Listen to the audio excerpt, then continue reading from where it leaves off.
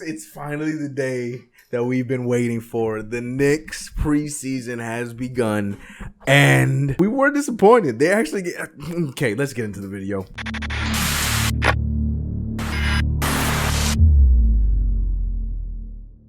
What's good, CK crew? It's your boy CK2K and Knicks family. We are back. I don't know, you guys can't really see the board, but there's a huge W on there because I have the schedule on one side. I put WLs next to the games, and we got a W in our first game in fun fashion, and we'll get into that in just a second. But I want to start this off by saying I hope you guys have had a great week. Training camp, there was tons of content. I was everywhere. I was on Knicks Fan TV's channel for a few videos. I was over on Nothing But Knicks. If you don't know him, go check out The Entertainer. I was on one of his streams, and he's hopefully gonna be streaming more often, so you can definitely check him out when he's streaming.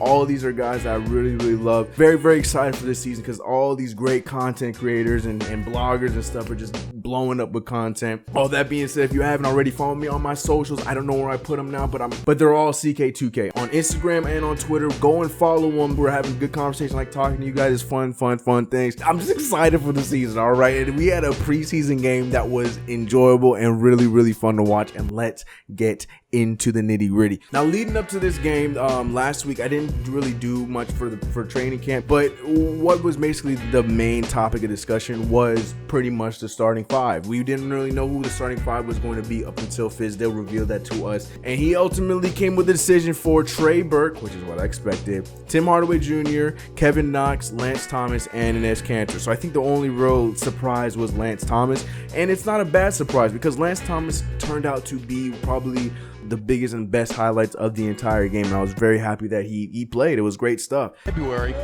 before the Knicks won the season finale here in Washington, 101-97. Now, when we started off the game, we instantly showed our pacing. We instantly showed what David Fizdale has been saying he wants to implement with the team, and that was the fast-paced play, rebound, and go. But overall, I was really happy with the ball movement. The guys did not hold the ball for long. And we saw great plays from the jump.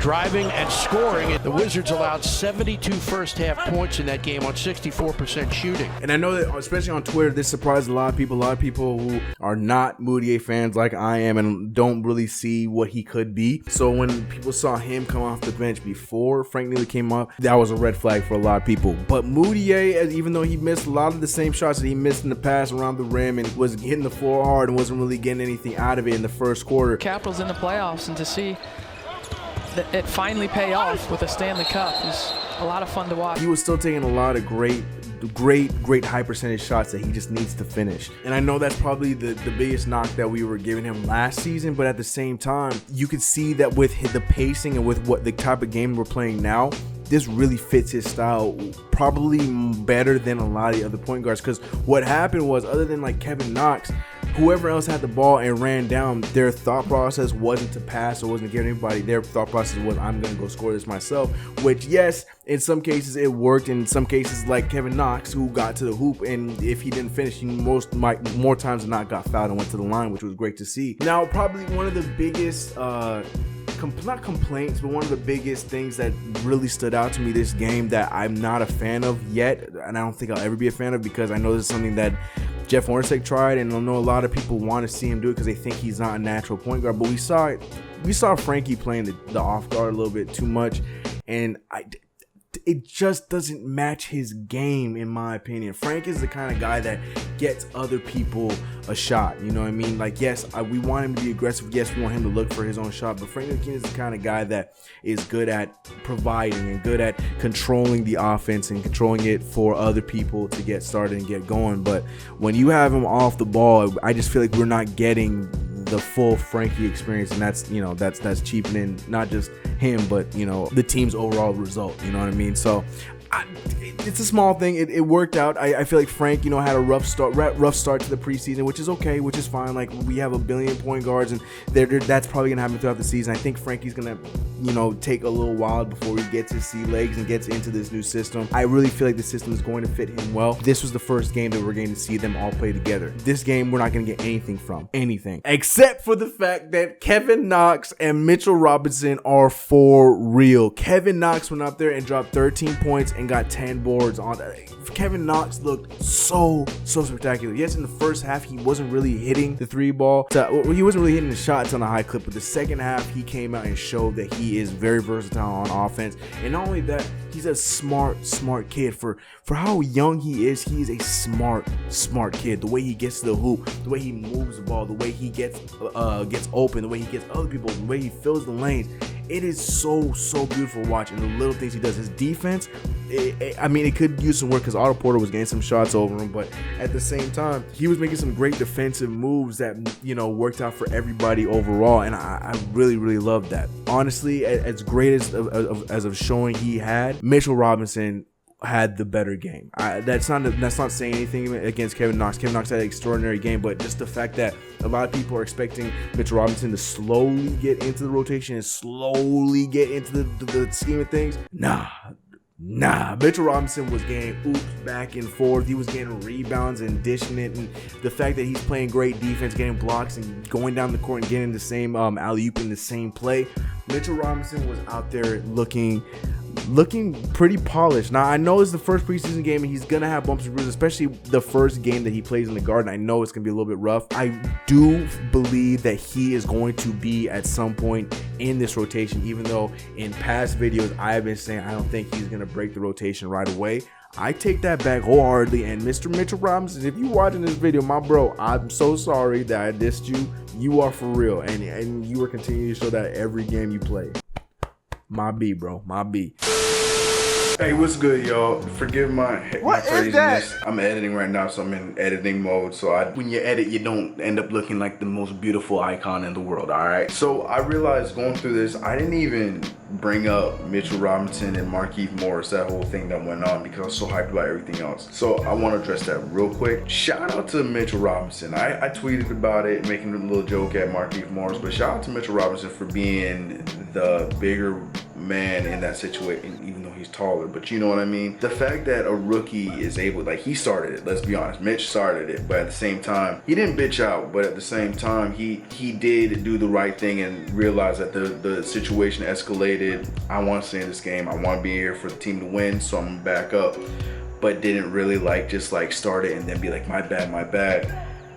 And for Markieff to get all heated like that, and for Mitchell to stay strong, I'm proud of him. That's really cool for a rookie to go through, especially somebody like Mitchell Robinson, because people who know Mitchell Robinson is not a hothead, but he can talk. Louisiana, and he can go. Kid's tough. Don't let his slim frame fool you. He's not gonna back away. Kid grew up in some tough surroundings. I'm sure he got in a few scuffles down there in the bayou, and so.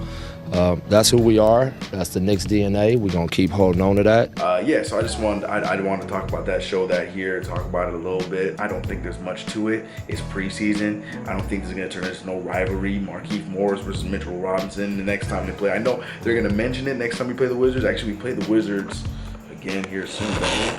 When we play the Wizards, there you go, the 8th.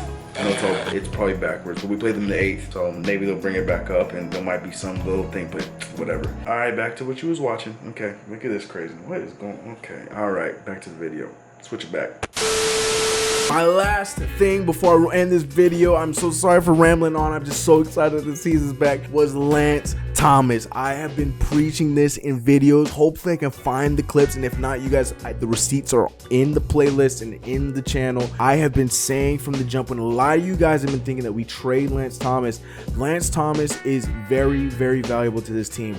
Now, mind you, this game he was very offensively inclined, and I hope that's something that continues, whether it does or not. The impact he has on the floor is incredible. Kevin Knox, Tim Hardaway, Trey, when Emmanuel Mudiay was up there playing with him, it looked like a well-oiled machine, and he was their commanding, pointing on defense, that is such a important factor to the game of basketball, to this team, and I'm loving it, and loving the fact that it's him that's doing it, because I feel like Lance Thomas is a good leader. That's the reason why You know, Carmelo Anthony always brings him to work out with him in the offseason. You know, all these, Chris Paul, all these guys love working out with him because he's a leader type dude. Like, yes, he's not a superstar player, but he's one of those basketball players that you want to play with and you want to keep around. So love the fact that he started that game. I don't think he's going to start in the regular season, but if he does, I'm not going to be upset with it. Lance Thomas is a key player to this team, and I'm glad that he's going to get some minutes. Courtney Lee's hurt, apparently, so we'll see how that works out. There's just a lot of guards on this team, man.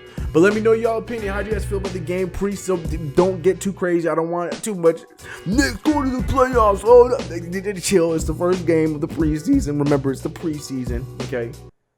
Chill. Okay. Chill. Much love to you guys. Don't forget to check out the socials, the new Instagram. I hope a lot of you guys come over there. It's been a lot of fun with everybody on there. We're talking in the chat, all kinds of stuff. Podcast is on its way. I'm done plugging. I'm done talking. Now it's up to you guys. Talk in the chat. I'll meet you guys in the comment section. We out of here. The Knicks are back, baby. The Knicks are back. I'll see you after the next game. We out of here. Woo!